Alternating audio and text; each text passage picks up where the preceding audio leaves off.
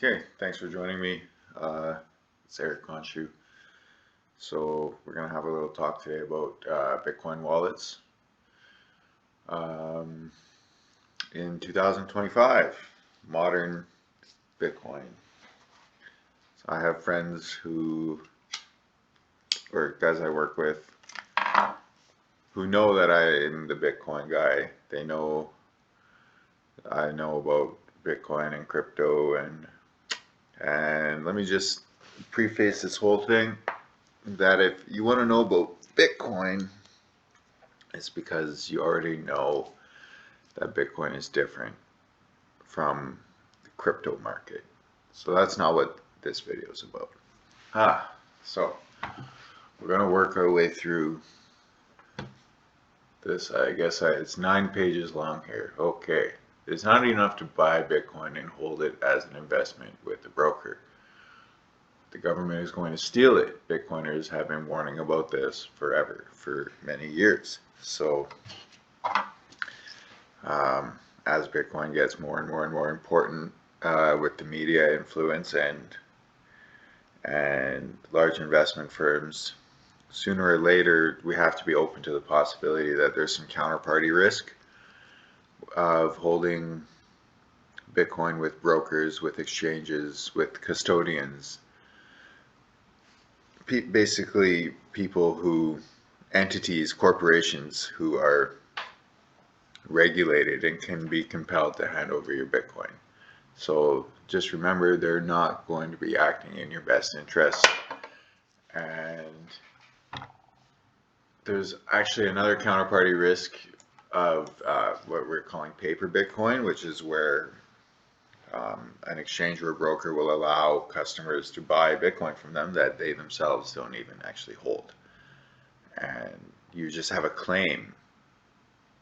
So what should be actually the hardest asset in human history is actually a very soft claim to a share of what might be a wallet. There might be some wallet, maybe, controlled by the broker.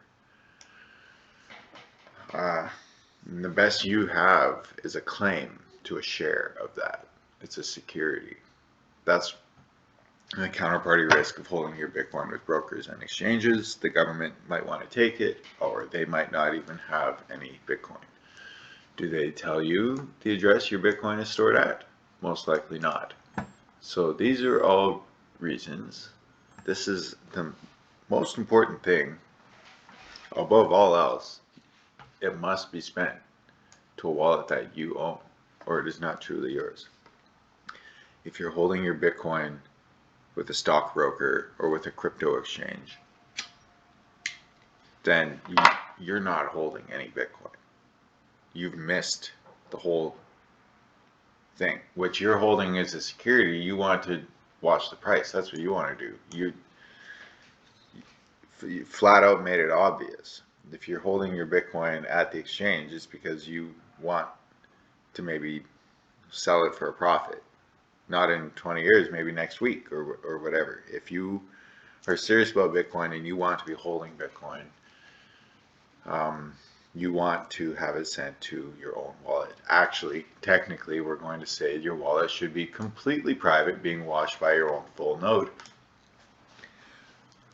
But I will not discuss this right now. That is for down the line, for people who, let's say, once you have $5,000-$10,000 worth of Bitcoin, you might want to start thinking about understanding what you're doing.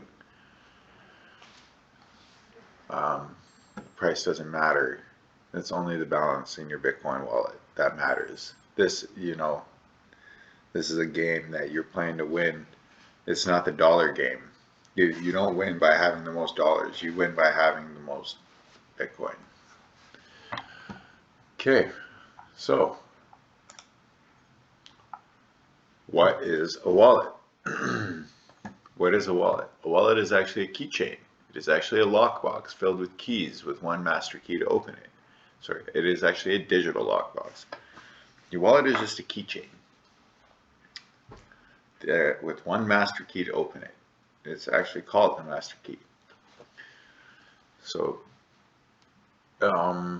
every Bitcoin address has its own private key. So it's not like there's one, people get confused, there's one private key that can spend any Bitcoin address in their wallet. It doesn't work that way. Every Bitcoin address has its own private key. Actually, the private key is calculated first, and then we get the address from that.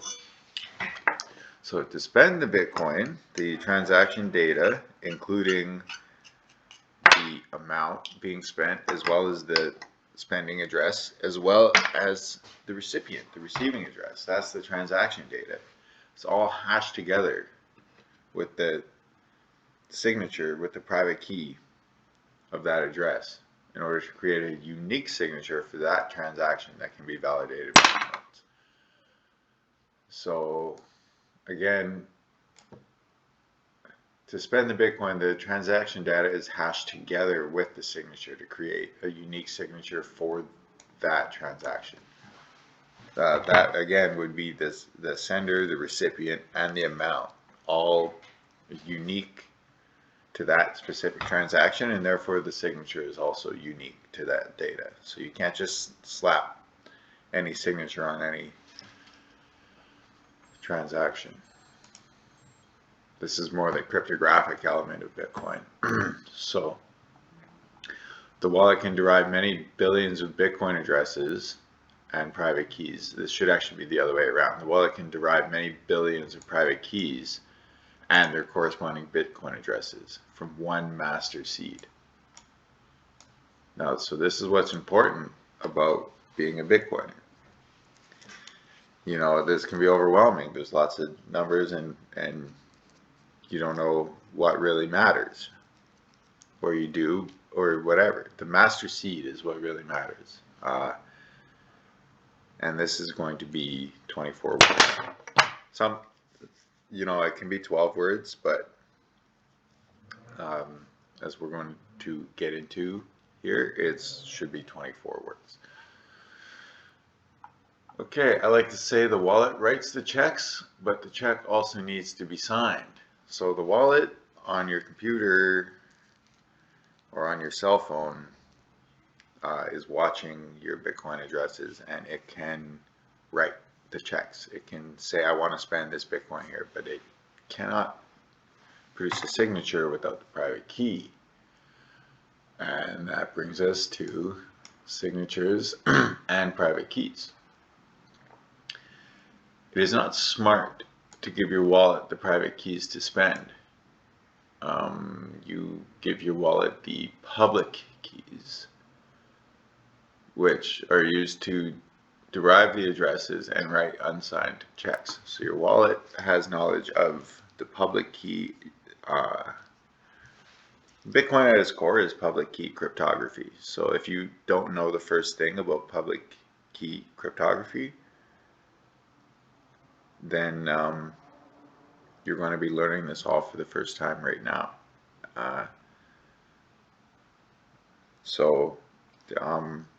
Basically, there's the private key would be unlocking the public key in order to prove ownership. So there's lots of information about public key cryptography. The wallet is watching your Bitcoin and is able to write unsigned transactions, but the private key should be kept on a signing device. Okay, what is a signing device? To have a signing device is generally the industry standard now. It used to be a luxury item. Actually, they just used to not exist. They got invented for Bitcoin. If you have, an arbitrary number, let's say 1 million sats or more, I would say it's crucial. So that's around $800 US currently, or 850. Back in the old days of Bitcoin, it was not so trivial. People had to create air-gapped devices through convoluted and highly technical procedures. Think acquiring multiple laptops, ripping out the Wi-Fi element, ripping out the microphone, ripping out the camera, putting a brand new motherboard in, and then yeah, like booting tails in order to generate the random number, just convoluted. It was technical, and if you screwed it up, then you did nothing for yourself. If you want to know more, seek out the Glacier Protocol and how Jason Bourne saves his Bitcoins. These are two old articles that would be interesting reading now because this stuff is obsolete. What we have instead is the Coldcard MK4. There are others not worth mentioning in my opinion. The Coldcard MK4 is made by coinkite. Here's their official store. It appears now you can get one in pink, so that's nice, or Bitcoin orange, or even glow in the dark. So I haven't looked at this in a while. I have this one, the original, but it's quite tempting here. I might buy another. Anyway, but this Coldcard MK4 is a seed signing device. It has no internet capabilities whatsoever. Its power supply is by a battery, and it has a removable memory, which is a micro SD chip. So you can look through here. They have beginners start here on their page, where you can look at all the goodies for sale. Now, the signing device does three things: create a new wallet from the seed entropy, derive private keys from the seed, and sign Bitcoin transactions offline. I'll go over that again because this is kind of hard to read. The signing device does three things: create a new wallet from the seed entropy. Number two, derive private keys from the seed, and three, sign Bitcoin transactions offline. Take careful note, the point is, and has always been, not to expose private keys to internet connected devices. If you take your 24-word seed phrase and you type it into your phone, you have wasted that wallet. Because your phone, you know, it's fine for small amounts. It's called a hot wallet. It's just less secure. There's no reason not to, except that you can get hacked and your private keys can get stolen. So if you have small amounts for spending, for playing with in a hot wallet, it doesn't matter. But if you're serious about stacking your savings in Bitcoin, saving in Bitcoin, then you might want to think about keeping your private keys on a signing device and not exposing it to the internet. Begs the question, what do you need to back up? And here we have it. All you need to back up is the seed phrase. You do not need to write down really anything else. The addresses, nothing else. The seed phrase, what is the seed phrase? Well, I'll tell you, it is 24 words from a predetermined list of words. There are 2,048 words in the BIP39 word list. Each word corresponds to an 11-bit binary number, such as this random 11-bit binary number. This number has a corresponding word in the BIP39 word list. I found it like this. I took my random binary number and I was able to determine in decimal, it is, or base 10 decimal, it is 1820. And then I cross-referenced this 1820 against the BIP39 word list. The 1820th entry corresponds to my binary number, and the word is toe. So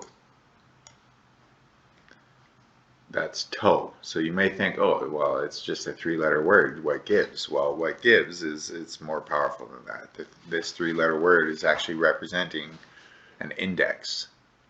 Specifically, it's indexing this 11-bit binary number from a list of all the possible 11-bit binary numbers. The math works like this. Since 2 to the power 11 is 2048, we know that there are 2048 possible combinations of 11-bit numbers. So we have 2048 words.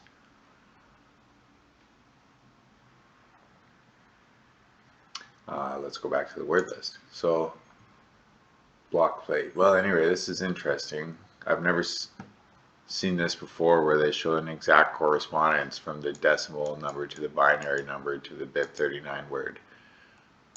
But here we see the 2048th entry being all ones, which is the word zoo. And actually you can see how they're counting down from all ones,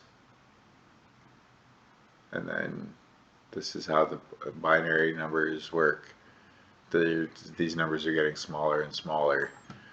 And we can go to the top of the word list and we can see that all zeros is the word abandon.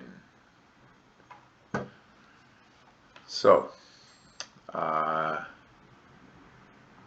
and everywhere in between is every possible 11-bit binary number and a corresponding word and a corresponding index in the word list. And that is how we get, that is how we get toe. Right. Every possible 11-bit number has a one-to-one correspondence with the bit 39 word. Bitcoin is fundamentally based around 256-bit encryption. So we're going to begin with a 256-bit random number.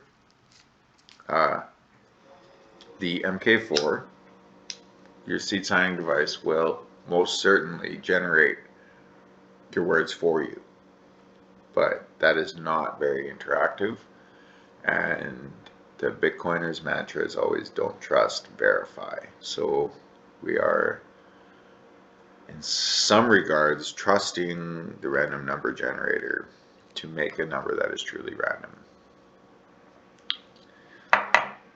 What you should do instead is use casino dice. So here we are. A dice roll is 2.57 bits. That is to say, it takes at least 2.57 binary digits to encode a dice roll. Now, since binary digits are only 1 and 0 in practice, it is 3. If you take a 6-sided dice and you want to encode the output in binary, it's going to require 3 binary characters. So a roll of 1 could be like 0, 0, 0, or whatever system you come up with. The point is that each dice roll has 2.57 bits of entropy, whereas a coin flip is a classic example of 1 bit. What does this mean? This means that we're going to use 100 dice rolls to generate a 256-bit binary number. So that is something the cold card will do for you. You can sit down, you can open your cold card, you can create a wallet with dice. You sit there and you roll the dice 100 times and you punch your 100 dice rolls into the cold card and it will give you your words. It goes without saying, if you're going to be doing this, you don't want to use a toy. You don't want to use Yahtzee dice made of drilled out whatever from Chinese dollar store, because those dice are loaded. They're not random. They have a probabilistic determinative distribution. Like the number 1 or number 6 may be more likely than the other. If you use a casino dice, it is a high precision calibrated tool whose purpose is to generate true randomness. So it seems trivial, but why mess around? If you know me personally, I'll loan you my casino dice if you don't want to just buy your own. I don't have my camera where I would show you, but I have some very nice casino dice here that were used in actual play at a fabulous casino in Las Vegas.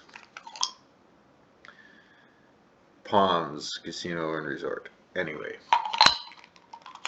this is going on. The words are 11 bits, so with 256 bits we have 23 words plus a remainder of 3 bits. This remainder needs to be padded out to complete the 24th word. The padding is actually derived by a checksum process where we calculate one round of secure hashing algorithm 256 and then append the output until there are 24 words. What does this mean to you? Not very much. Maybe, or maybe it does. It just means that the 24th word is not just random, it's deterministic from the original 23. We calculate the 24th word by getting the hash of the original 23 and then taking that hash and taking the first 8 bits or so and adding it to the end of the original random number, and that's what a checksum is. And so now the final little 8 bits of our seed is the checksum, which checks the hash of the original 253 bits. At the end of the day, when it's all said and done, okay, here's I tried to make a bit of a visual. So we input 100 dice rolls, and then it's padded to 264 bits with checksum data. Now the seed entropy is 264 bits. The 24th word is calculated by hashing the original 23. If the 24th word is not correct, then it is not a properly configured wallet and most likely will not produce any meaningful addresses. If you just use the cold card and do your dice rolls, you don't have to worry about any of this. I'm just explaining how it works. Seed phrase backup. The seed signing device will keep your seed phrase for you in a digital format. Consider this your primary means of spending and securing your Bitcoin. You must also back up the 24 words into steel. If you fail to do this, you're a lazy shit. The industry standard here is to stamp the words in numerical order from 1 to 24 in 2 steel washers. What do we have here? Blockmit. So they make a 3D print steel washer jig, which I use. They look like this. They're nice. And they have all part sizes, manufacturing the mold. Oh, this is so you can make it yourself. Pretty neat little stuff here. There's capsules, all kinds of instructions for doing this. Oh, it's not very hard. And again, this is what the washer jig looks like. It's just 3D printed where you can buy them. Alright, so yes, this is how you want to be backing up your seed phrase. Again, if I had the camera, I would show you. I have one in my hands right now. When you take the 24 washers and you put them on a bolt and then you clamp it shut with some nuts so that the data is concealed, then you have a proper Bitcoin backup. You can bury it in the ground, you can keep it in your safe, you can hide it in a tree. These backups, when done correctly into stainless steel, will not rust, will not melt in a fire, cannot be crushed. It is very difficult to destroy such an artifact and fairly easy to hide. Remember, your steel backup should never be used again if done properly. Really, once you close it up and put it away, you should never need it again. If you do, there's an emergency. You've lost your cold card, or it's been compromised, or you have forgotten your seed, or you lost your SD card or something. If you need to access your steel backup, it's an emergency, and that's what it's for, is emergencies. You want to generally just be using the cold card. Okay. Recap. Not your keys, not your Bitcoin. You want to be withdrawing your Bitcoin to a private wallet that you have created. That is the only way to make sure that you are the owner of it. Wallet creation is done offline with a seed signing device such as the cold card MK4. Ideally, the seed entropy is done using casino dice or another perfectly random instrument such as a coin, but I don't think you're going to be doing 256 coin flips, then hashing it, and then converting to decimal. I did that as an experiment. It took a while. Anyway, ideally the seed entropy is done using casino dice. 24-word seed phrase is saved on the seed signing device and backed up into steel washings. That's the recap. Next, page 9. Page 8 of 9. What is the BIP39 passphrase? I need to touch on this because if I don't, bad things are going to happen. Don't mess with this unless you understand what you are doing. If you understand what you're doing, it's fine. It's cool. It's safe. The passphrase is a 25th word, which takes the original wallet seed and digests it behind another layer of encryption. So it's not just like another random word, and it's not from the BIP39 word list. It's anything you want. It can be spaces, it can be your dog's name, it can be a bunch of numbers, and it can be a password. It's anything. Anything at all you put in will take your original seed and digest it again into a completely new wallet fingerprint. It's unrelated. It's not connected. An ordinary wallet of 24 words is good enough, but the BIP39 protocol allows for a 25th word, which can be anything. It does not need to be from the word list, and it completely creates a new unrelated wallet to the parent. If you mess around with the 25th word and screw it up somehow, the funds will be most certainly unrecoverable. Let's say you create a wallet with 24 words, maybe it's a decoy and you will only keep a few dollars or sats here as a honeypot for the government. That's a fine idea. Then you want a secret wallet. So you use the same 24 words with the same steel backup, but then you put your dog's name as the password. Okay, did you use a capital letter? Did you use spaces? Do you remember your dog's name? Then you die without telling anyone the password and your Bitcoin is just lost. Or you forget which dog, or you misspelled it. I'm stretching here, but I think you understand what I'm saying. Is it's one thing to save this 264-bit number encoded into these words when you understand what's going on, and that it's actually just a large binary number. The words need to be encoded in order, and they're from a word list. That's all fine and well. But if you're just going to randomly throw another 25th word in there, I dare say in 5 years you won't remember what you've done. You just won't remember. I barely remember what I've done, and I know what I'm doing.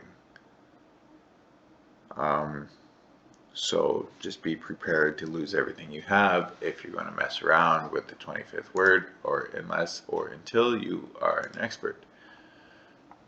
That seems to be everything I have to say. We're just getting close to 30 minutes here. Thank you very much.